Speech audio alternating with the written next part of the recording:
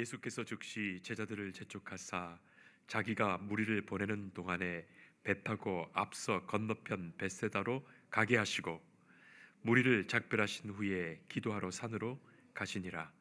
저물매 배는 바다 가운데 있고 예수께서는 홀로 무태에 계시다가 바람이 거스름으로 제자들이 힘겹게 노젓는 것을 보시고 밤 사경쯤에 바다 위로 걸어서 그들에게 오사 지나가려고 하심에 제자들이 그가 바다 위로 걸어오심을 보고 유령인가 하여 소리 지르니 그들이 다 예수를 보고 놀람이라.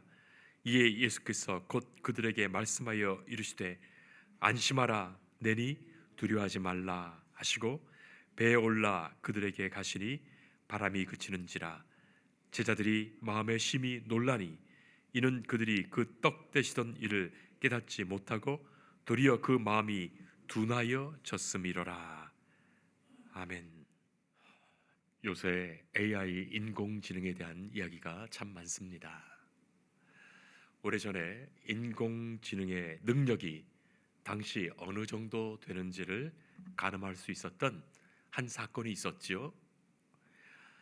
2016년도에 알파고라는 인공지능과 우리나라 바둑 당시 구단이었던 이세돌이 실제로 바둑을 두어서 승부를 그렇게 가린 일이 있었습니다.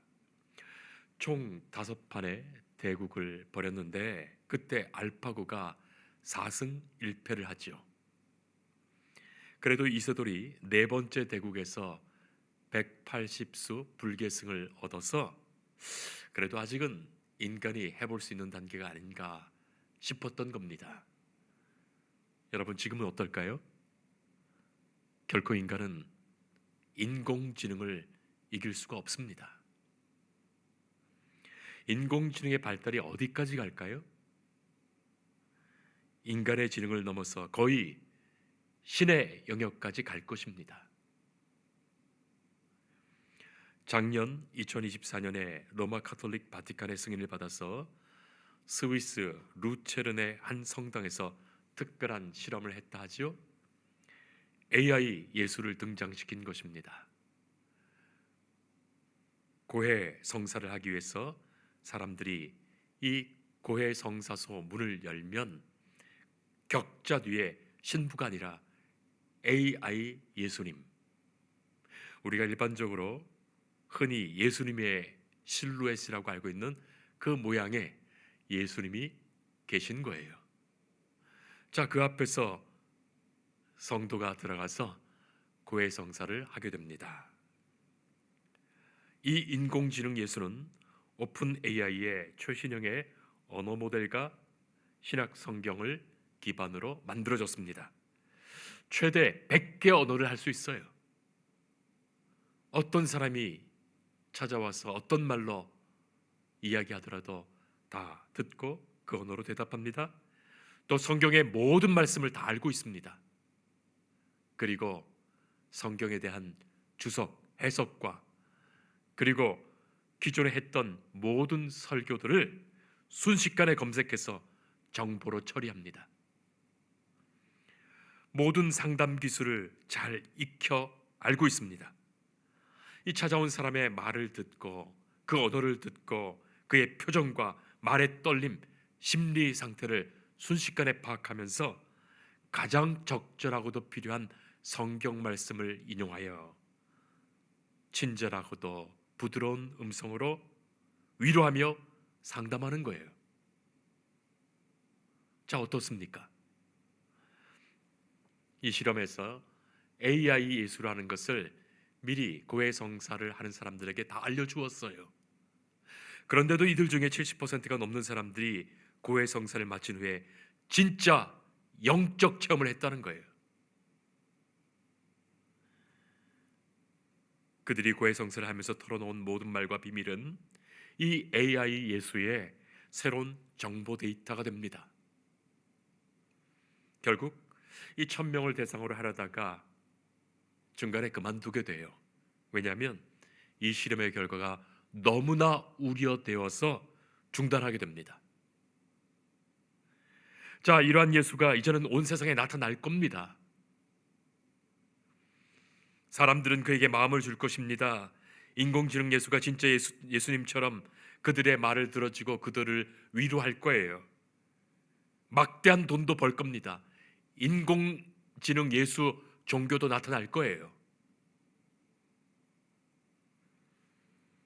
마지막 때에 나타날 거짓 그리스도, 거짓 예수가 그야말로 진짜 예수님보다 더 진짜 같은 모습을 하고 있지 않을까요? 얼마나 많은 이들이 요새 말로 플러팅 당하고 그리고 가스라이팅 당할까 싶습니다. 성도 여러분, 요한복음 20장에 보면 도마가 부활하신 예수님을 자기 눈으로 보여달라고 말하지요. 예수님께서는 기꺼이 그에게 부활하신 당신의 모습을 보여주셨습니다. 그런데 그때 하셨던 말씀이 있어요. 요한복음 20장 29절에 예수께서 이르시되 너는 나를 본고로 믿느냐? 보지 못하고 믿는 자들은 복되도다 말씀하십니다. 보지 못하고 믿는 자들은 복되도다. 사람이 자꾸 눈으로 보려고 하면 거짓된 믿음을 가질 수 있기 때문이에요. 마귀 사탄은 눈에 보기에 자꾸 좋은 것으로 우리를 유혹하는 거예요. 사람은 눈에 좋아 보이면 마음도 빼앗기고 넘어집니다. 죄 짓습니다. 그랬던 길로 가게 됩니다. 성도 여러분, 우리가 믿음으로 살게 될 때 예수님께서는 우리의 영적인 눈을 뜨게 하십니다. 자기 눈을 감고 있더라도 이 영적인 눈을 떠서 예수님을 만나게 하시는 거예요. 눈에 보여주면서 이것 예수다 저것 예수다 하더라도 여러분, 그건 절대로 예수가 아닙니다. 말씀으로 감동 주시며 영의 눈으로 바라보게 하시는 그 믿음에서 우리는 진짜 예수님을 만나게 되는 거예요. 오늘 말씀을 보면 예수님께서는 어쩐 일인지 갑자기 제자들에게 먼저 배 타고 건너가라고 하십니다. 45절 말씀에 즉시 그렇게 하셨고 재촉하셨다고 기록하죠. 무엇이 급하셨기에 그러셨을까요?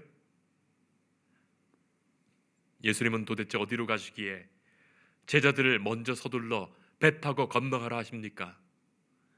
그리고 수많은 무리를 예수님께서 직접 보내시겠다 말씀하시는 거예요. 이 제자들을 이 무리들과 분리시키십니다. 아마도 제자들이 많이 힘들었을 겁니다. 우리가 읽지 않았지만 오늘 본문에 있는 말씀 바로 위에 보면 예수님께서 5천 명이나 되는 사람들을 그들을 먹이시지 않습니까? 떡과 물고기로 먹이십니다. 자, 그때 이 제자들이 시중 들었던 거예요. 음식 나르고 남은 음식 거두고 무리가 평안히 먹도록 그 5천 명이나 넘는 사람들이 먹도록 도왔으니 말이죠. 제자들이 얼마나 피곤했겠습니까? 힘들었겠습니까? 자, 그리고 지금 분위기가 심상치 않은 거예요.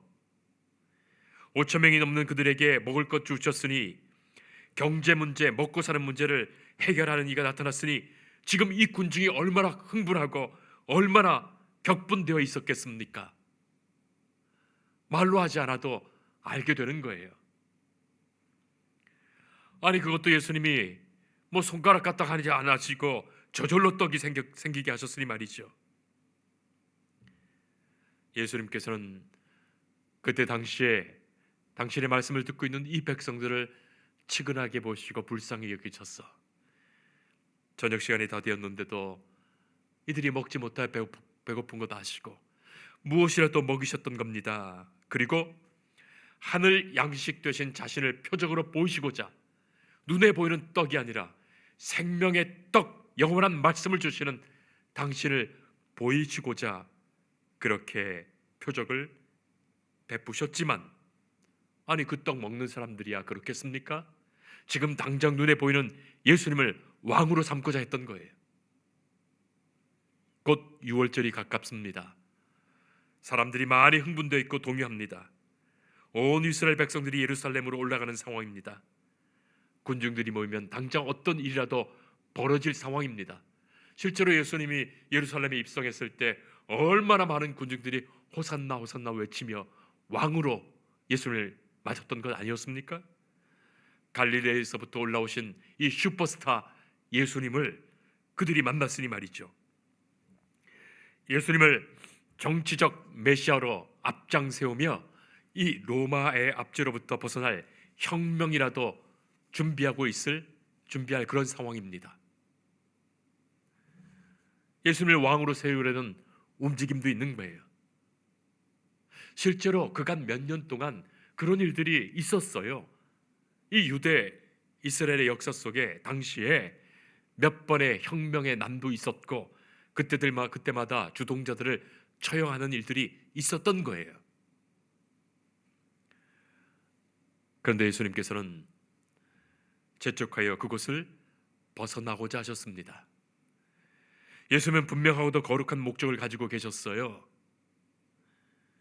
예수님은 이 모든 일을 통하여 먼저는 하나님이 계심을 선포하셨고, 두 번째는 하나님이 통치하시는 그 나라, 하나님의 나라가 다가오고 있음을 말씀하셨고, 세 번째는 이 백성들이 하나님의 구원받는 천국 백성 되게 하시고자 그 거룩한 복음의 목적을 가지고 그들을 만나셨던 겁니다. 그러나 그들이야 그런 것이 아니에요. 당장 눈에 보이는 이 놀라운 이적을 행하시는 예수를 보면서 자기들 왕으로 삼으려고 했던 거예요. 정치적 메시아, 세속적 지도자로 높이려 했습니다. 그러나 예수님은 단호히 그것을 거부하셨어요. 예수님 그것 거부하셨어요. 그런데 지금도 사람들은 예수님을 자꾸만 정치적 왕으로, 메시아로 만들려고 하는 거예요. 자꾸 정치를 통해서 이 세상에서 제자된 교회가, 우리가 뭔가를 하려고 하는 거예요. 자꾸만. 제자들도 아직은 예수님의 생각과 뜻을 완전히 이해하지 못했습니다. 아니, 제자들도 지금 이 군중들이 예수님을 왕으로 높이 세워서 혁명이라도 일으키려고 한다면 당장 마음이 동요되어서 어떻게 흔들릴지 모릅니다. 예수님은 제자들을 이들로부터 떼어놓습니다. 배를 타고 먼저 가라고 재촉하십니다. 세상 군중들의 기대와 하나님의 뜻은, 당신의 뜻은 다른 것임을 보여주시는 거예요. 제자들을 보내시고 나신 후에야 예수님은 무리를 보내십니다. 자, 그런 상황입니다. 그리고 예수님은 어디로 가십니까? 기도하러 산으로 가시는 거예요. 예수님은 홀로 기도하러 가십니다. 사랑하는 성도 여러분, 예수님은 홀로 기도하셨습니다. 세상 사람들의 뜻을 다 뒤로 하고 하나님께 나아가 하나님의 뜻을 묻고 기도하신 거예요. 성도 여러분, 우리도 그래야 됩니다. 세상 사람들이 이것 줬다 저것 줬다, 이것에 열광하며 저것에 열광하며 그들에게 다 몰려갈지라도 우리는 조용히 하나님께 나아가 기도해야 됩니다. 내 생각에 이렇게 결정하는 것이 좋겠다, 저렇게 결정하는 것이 좋겠다 싶더라도 조용히 주님 앞에 나아가 기도해야 됩니다. 하나님이 기뻐하시는 것을 기도하여 여쭈고 하나님의 음성을 듣는 시간이 꼭 필요하죠. 그래야 합니다. 한 주간에 사실 때도 꼭 그러십시오. 그래야 됩니다. 그리고 기도하신 예수님은 이제 제자들에게 나아가시죠. 기도하는 중에 제자들이 어떤 위험에 있으셨는지 다 아신 거예요. 예수님은 지금도 기도하시며 우리의 모든 것 다 아십니다. 우리가 어떤 형편에 처했든지 우리를 사랑하시는 중에 지켜주시는 거예요. 지금 제자들은 두려움 속에 휩싸여 있습니다. 마가복음이 아니라 다른 성경을 보면 풍랑과 바람에 배가 흔들리고 죽음의 공포를 느끼고 있었습니다. 이 깜깜한 밤에 얼마나 두려움이 있었으면 예수님이 지나가시는데도 예수님 보면서 유령인가 싶어서 깜짝 놀라며 소리를 질렀겠습니까? 여기에 찾아오신 예수님이 말씀하십니다. 안심하라. 내니 두려워하지 말라. 성도 여러분, 우리가 날마다 우리 옆에 계신 주님의 이 음성을 들을 수 있기를 바랍니다. 안심하라. 나니 두려워하지 말라. 예수님 바라보면서 그들이 얼마나 놀랐겠습니까? 아니, 이 풍랑 속에 물 위로 걸어오신 예수님이라니요. 인간이 상상할 수 없는 일입니다. 그리고 우리 주님 예수님이 오셨으니 얼마나 안심이 되고 기뻤겠습니까? 마치 어린아이들끼리 저녁 늦게까지 집에 있다가 부모님 돌아오면 너무나 기쁘고 안심되는 그것처럼 말이죠. 저는 어렸을 때 부모님이 늘 교회에, 그리고 또 교회 일로 신방 다니시고 하셔가지고 집에 돌아오면 아무도 없었어요. 우리 형제들끼리 저녁 늦게까지 기다리고 있는데 그때 띵동하고 부모님 오시면 얼마나 안심이 되고 기쁘던지요. 어렸을 때 말이죠. 52절은 이렇게 말합니다. 그들이 그 떡 되시던 일을 깨닫지 못하고 도리어 그 마음이 둔하여졌음이라. 마음이 둔하여졌다. 떡 되시던 주님, 5천 명을 먹이시던 주님, 하나님의 역사를 보여주셨던 그 주님, 그 능력과 그 역사를 믿고 확신했더라면 우리 주님 우리를 이렇게 두실 리 없지, 주께서 우리를 지켜주시지, 다 하시고 구원하실 것이지 믿고 평안할 수 있었는데, 며칠 된 것도 아니고 방금 전에 그 크신 능력으로 역사하셨던 주님을 잊어버렸던 거예요. 마음이 둔했던 거예요. 주님 찾지 못했던 거예요. 주님 부르지 못했던 거예요. 다급히 내가 어떻게 할 바만 허둥지둥 헤매며 무서워 떨었지 주님 부르지 못했던 거예요. 우리도 때론 마음이 둔해서 주님 다 알고 계시고 보고 계시고 도우신다는 것을 잊을 때가 얼마나 많습니까? 세상 물결과 파도와 풍랑 앞에서 두려워할 때가 얼마나 많습니까? 그런 두려움에 꼼짝하지 못할 때가 얼마나 많습니까?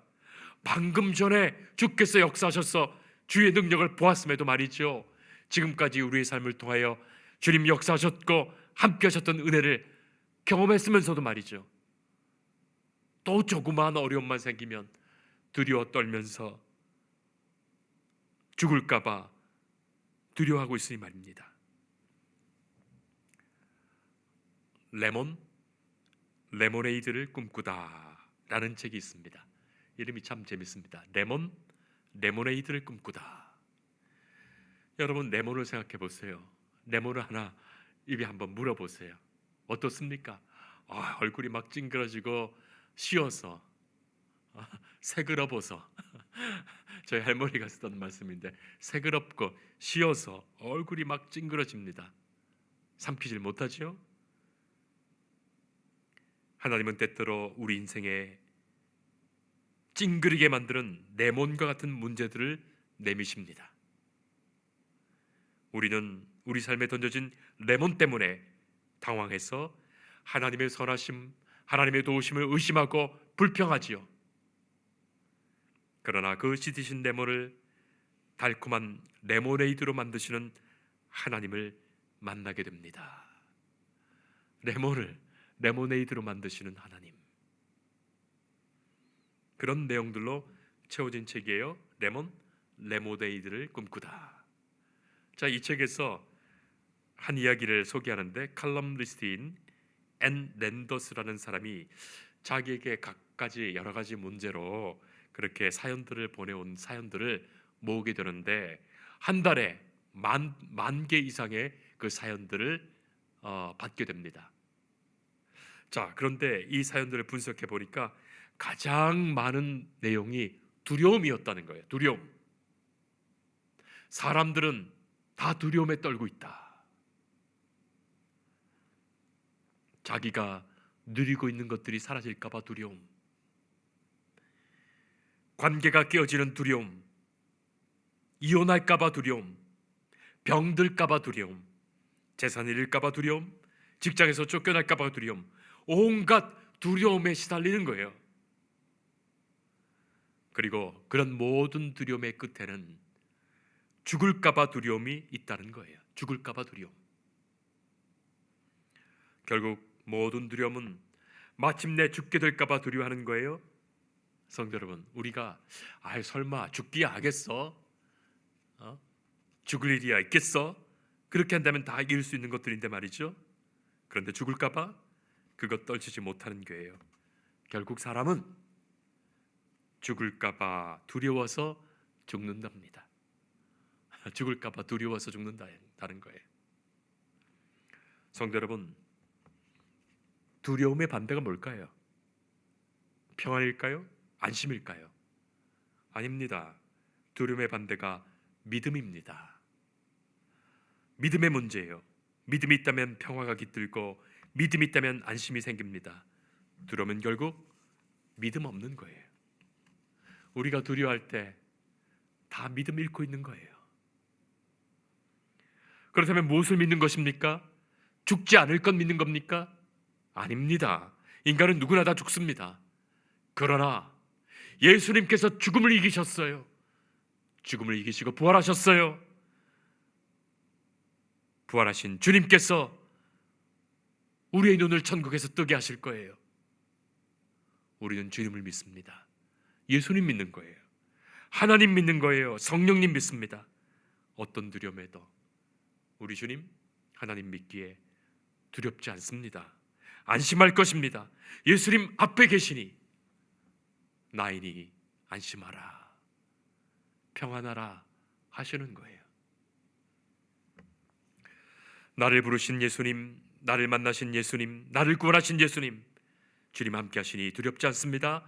안심과 평안이 주께로부터 옵니다. 그런데 우리의 마음이 자꾸 둔해지니까, 주님의 역사와 능력을 자꾸 잊어버리니까, 방금 전에 있었던 일도 잊어버리니까 주님의 역사와 은혜를 기억하지 못하고 자꾸 두려워지고 자꾸 그 두려움에 빠지게 됩니다. 그래서 그 두려움에 혹시 세상 다른 것에서 이 두려움을 이기게 할 평안을 줄까, 안정을 줄까, 위로와 용기를 줄까, 자꾸 세상 바라보게 되는 거죠. 그 세상 바라보는 사람들에게 마귀는 옳다구나 하면서 온갖 세상의 것으로 유혹하는 거예요. 마귀는 마치 자신이 하나님인 것처럼, 예수님인 것처럼 자기가 줄 수 있는 듯이 유혹합니다. 영혼이 없는, 생명이 없는, 그러나 있는 것처럼 하는 인공지능도 그런 거예요.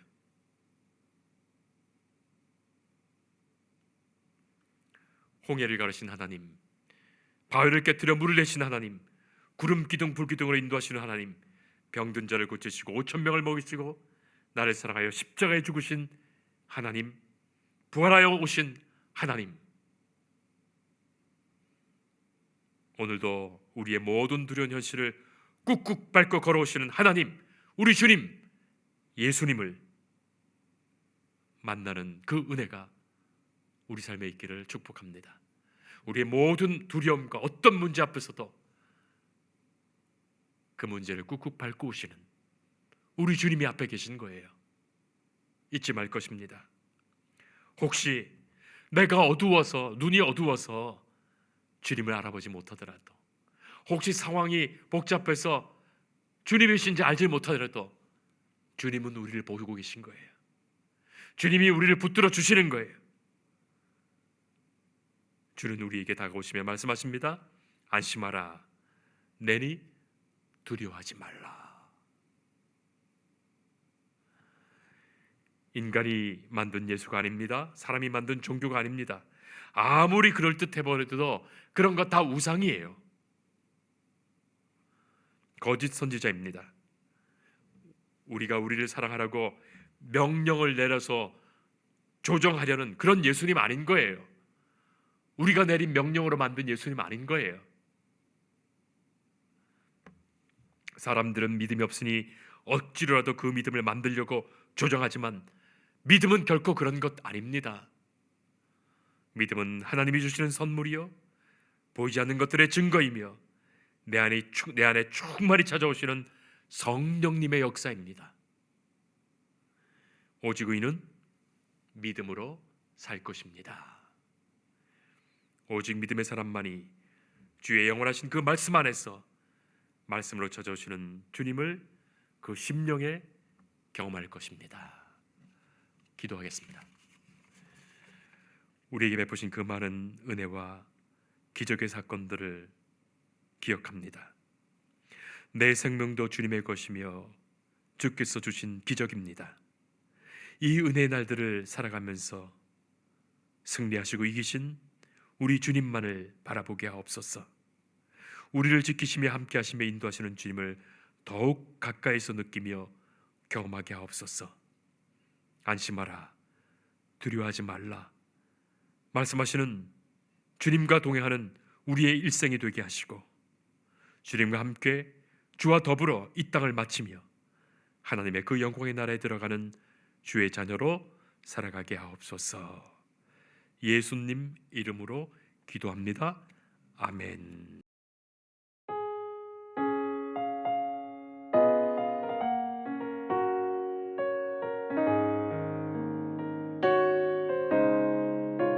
주 예수 내가 알기 전 날